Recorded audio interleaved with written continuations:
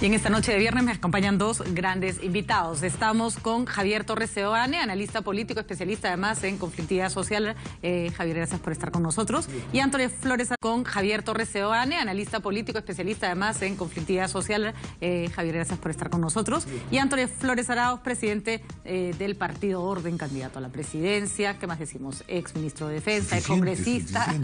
Ustedes lo conocen de sobra. Gracias por acompañarme, señores, esta noche. Bueno, yo ya no sé cómo calificar lo que hemos visto esta tarde. Yo no sé ya si es torpeza del presidente Humala para las comunicaciones, pésimas estrategias, pero a jalar este tema del lote 192 hasta el último día, tomar una decisión que a todas luces es polémica, no voy a calificarla de buena o mala, polémica para la coyuntura en la que se da, y no anunciarla personalmente cuando te has tomado el trabajo de presentarte ante las cámaras para dar un mensaje en la nación. ¿A qué responde esta actitud tan errática del presidente de la República? Cuando has esperado 15 días, ¿no? Exactamente. Realmente no la hacen mal, peor porque no entrenan. Lo que hemos visto hoy día es inaudito. Además, bien pudo haberla promulgado. Yo estoy en contra de esta norma, pero bien pudo haberla promulgada porque es autoritativa. No puede ordenar. Ya se ha firmado un contrato y es inaplicable por lo menos estos 2 años. Para ponerlo en términos de que entienda todo nuestro público, a mí me pueden autorizar, por ejemplo, a correr una maratón de 200 kilómetros. Eso no quiere decir que me la vaya a correr. Así es. Si quiero lo hago, si quiero no lo hago, ¿no? Y además, en los próximos 2 años no lo puedes hacer porque tendrías que romper un contrato ya celebrado, y eso haría, además de ser inconstitucional, que a mucha gente la verdad le importa poco, generarías un ambiente de incumplimiento de las normas y de reírte de los inversores, que tendría un efecto colateral muy grande, ¿no? Ahora, yo creo que el presidente Ollanta Humala estaba en una situación delicada, porque promulgarla lo ponía en contra de su propio gabinete, y no promulgarla le genera una conflictividad social y un enfrentamiento. Yo no critico tanto la medida de no promulgarla, me parece incluso hasta sano que haya una alternativa, pero ¿por qué el último día? ¿Por qué de esta manera tan no sé, oscura? Bueno, Javier, ¿cómo lo ves tú? Mira, el presidente Humala ha convertido los mensajes a la nación de un presidente en cualquier cosa. Lo voy a decir así. O sea, pasó también cuando hubo el tema de Tía María, ¿no es cierto? Él sale a dar un mensaje de decir, yo no puedo tomar ninguna decisión. Claro, pero mejor no diga nada, pues, claro, ¿no? Y ahora sale, todos esperaban que iba a decir algo sobre el 192, y sale a hablar de otros temas, ¿no? Claro. Entonces, y sale con todo su gabinete atrás. Uno dice, bueno, el gabinete, ¿qué expresa esto? ¿Es un respaldo de él al gabinete, del gabinete a él? O sea, te da un mensaje absolutamente confuso. Y no dice... Es el paisaje, ¿no? Sí, o sería que se querían tomar otro selfie, ¿no? Porque no entendí. Estaba con una cara bastante seria, creo. Además, ¿cuál fue el mensaje? Me voy a la ONU, ¿no? Claro. Manda fruta, ¿qué le vamos a decir? ¿No? Exacto, o sea... Nadie, o sea, está bien, el presidente se va a la ONU, muy bien, esto pasa regularmente, o sea, no es una novedad. No es el Papa, digamos. Entonces, ¿no? Claro, entonces en general o sea, el presidente pierde la oportunidad de dar un mensaje al país, ¿no? Incluso de explicar. Tenían que haberlo dado. Así es. Porque la gente lo que le friega es que no expliquen las cosas. Yo le decía el otro día a Pati, que estaba hace 2 semanas en Iquitos, y hablé en diferentes foros, etcétera, sobre esto, y la gente lo entendía, porque no era una cuestión de si lo explota una empresa pública o una empresa privada. El tema son el canon que se le ha reducido al 50%, ¿no? El beneficio que de eso va a tener la población. Ahora, ¿cuáles son? Además, acá hay un hecho que es sumamente complicado, y es que el presidente sale a decir que apoya el diálogo que está emprendiendo su primer ministro con las fuerzas de oposición, pero les devuelve una ley, ¿no es cierto?, claro, que ellos le han mandado. Entonces, que casi todos han suscrito, salvo el ASPRA, digamos. Entonces yo no entiendo, si el presidente hubiera salido a decir, entendemos que vamos a tomar una medida polémica, pero gracias a Dios estamos en un diálogo, y en el diálogo vamos a tratar de entender que las fuerzas políticas entiendan nuestra posición, yo hubiera dicho, bingo, ya está, ¿no? Te estás dando tiempo, estás usando el diálogo a tu favor. Nada. No, en este caso, como digo, es un saludo a la bandera. O sea, el presidente finalmente no dice nada en su mensaje, y no es la primera vez, ¿no? No dice nada. o es un mensaje tan vacío de contenido que se va a interpretar de cualquier manera, cada quien a su estilo, y unos para golpear más al presidente que otros, pero lo que queda es una sensación de el presidente simplemente no tenía nada que decirnos. Porque incluso podría haber hecho más énfasis en lo de las medidas sobre la policía, no sé, que también lo vamos a conversar.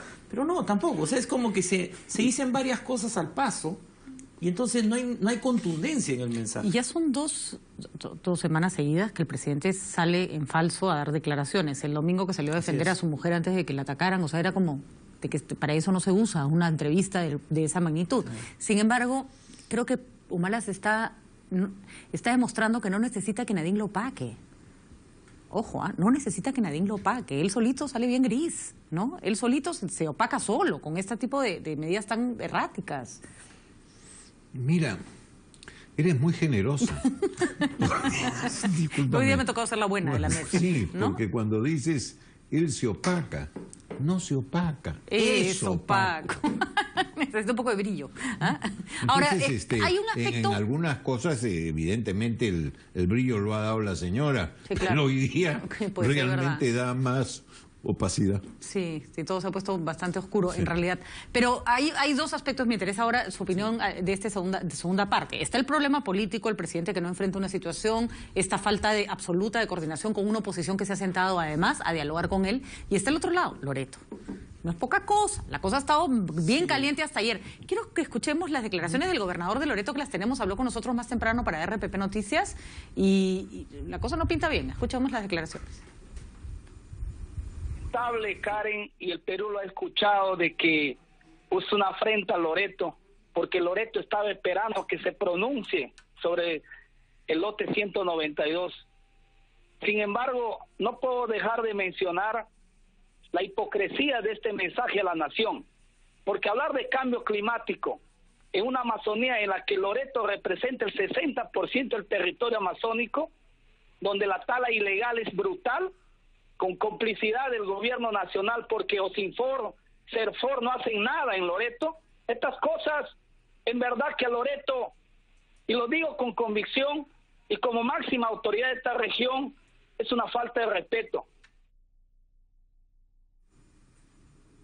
Bueno, y también se pronunció fuertísimo el gobernador de Loreto, y no ha hablado, creo que en términos personales, ha hablado bien clarito, supongo, manifestando lo que hasta ayer se vivía en Loreto, expectativa y cólera por un asunto de que siente que no los están escuchando. Luis Iberico también, el presidente del Congreso de la República, tuvo declaraciones hoy al respecto. Bueno, está en su derecho el gobierno de observarlo. Ojalá que pues coordine con su bancada para ver si piensa lo mismo. Porque acá el gobierno dice una cosa y la bancada dice otra, ¿no? Pero en fin, ¿cuál sería el rol del Congreso después no, de esta decisión? Cuando el presidente observa una ley, esta vuelve a la Comisión de Energía y Minas y ahí se discute si el Congreso acata la observación o se insiste. Y si insiste va al Pleno y con una votación calificada se puede insistir en esta misma ley. ¿Usted considera que Petroperú está en capacidad de operar el lote 192? Yo tengo mi opinión particular, ¿no? Yo creo que Petroperú necesita tiempo para poder estar lista para operar ese u otros lotes, no tenemos que apresurarnos.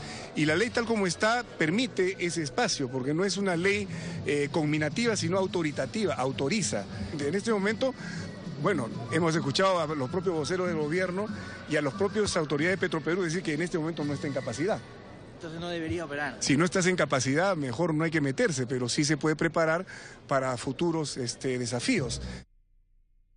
Bueno, ahí está claro, el arroz con mango lo ha creado el gobierno. Repetimos, no estamos cuestionando la postura de Ollanta Humala, está en una situación compleja. El caso de Loreto es difícil, pero las crisis se manejan con cuidado. Y eso es lo que este gobierno no parece haber aprendido. Claro, ¿no? el presidente pudo haber planteado, ¿no?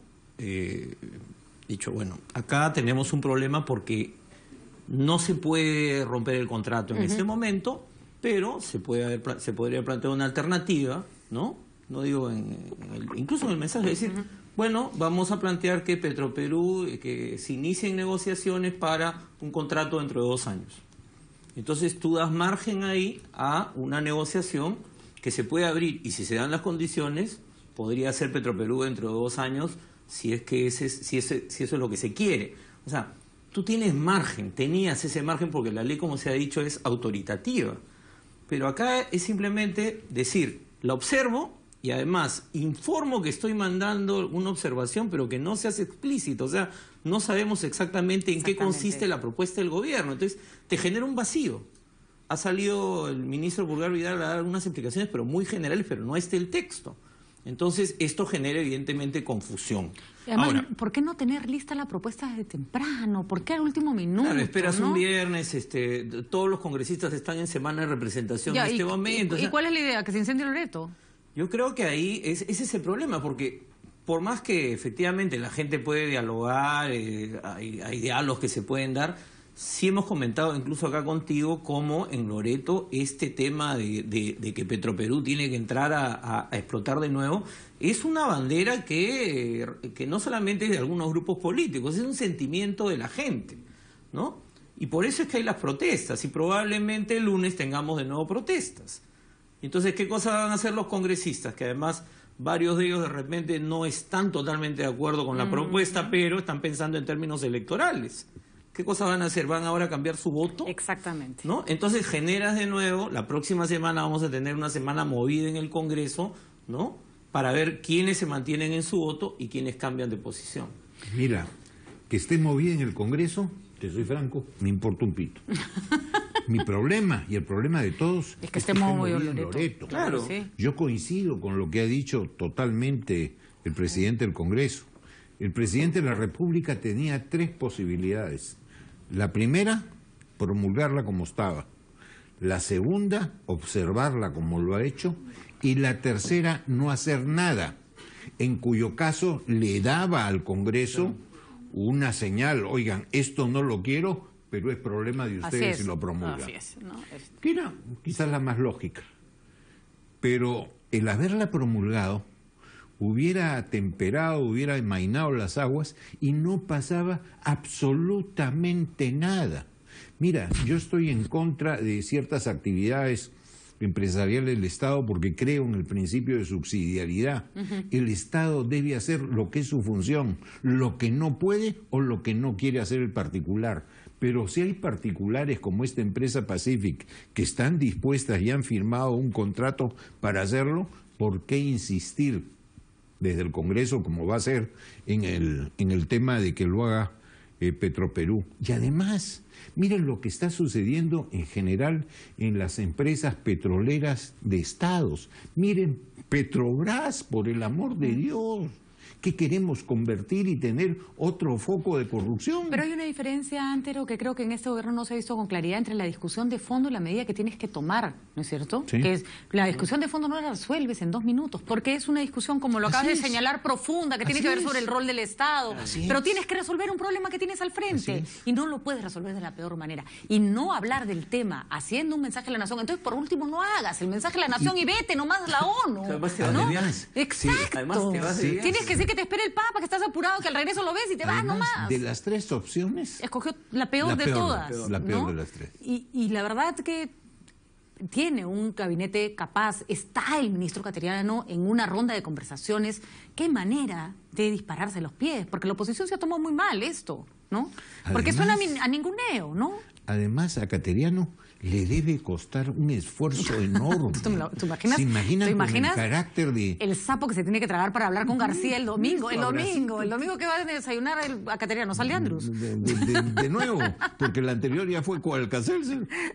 No, la verdad que complicadísima situación. A nuestros amigos de Loreto, calma, o sea, esto todavía está en el Congreso, no sé, el presidente no es la única, no es el único gobierno que existe, es decir, en el Perú hay otros entes de representatividad y no, Bueno, pero lo que no hay que Pati, olvidar y digamos es que no se lo tomen personal porque Humala reacciona así de mal con todo el mundo. Sí, pero además lo que no hay que olvidar es que sigue pendiente el tema de la remediación ambiental. Así es. O sea, se ha levantado el paro ayer, ha habido un inicio de diálogo, pero sigue pendiente Y la ojo, remediación. que acabamos de tener, no en Loreto, por cierto, en el Mano, en la zona de Madre de Dios, una toma de 40 turistas. No es broma. No es broma, porque se empieza a copiar el sistema y va a ser chapa tu gringo y pide tu carretera. Y o sea, comienzan a verlo en el exterior. Así es. Y esos Bueno, charters, eso ya, grupos, etcétera, que vienen, dejan de venir. mira, si yo tuviera programado un viaje al Perú para ir al Manu, Chao, me voy a otro ¿cuál es lado. el siguiente destino? Ahora, también hay que decir una cosa que se nos ha pasado, y disculpen,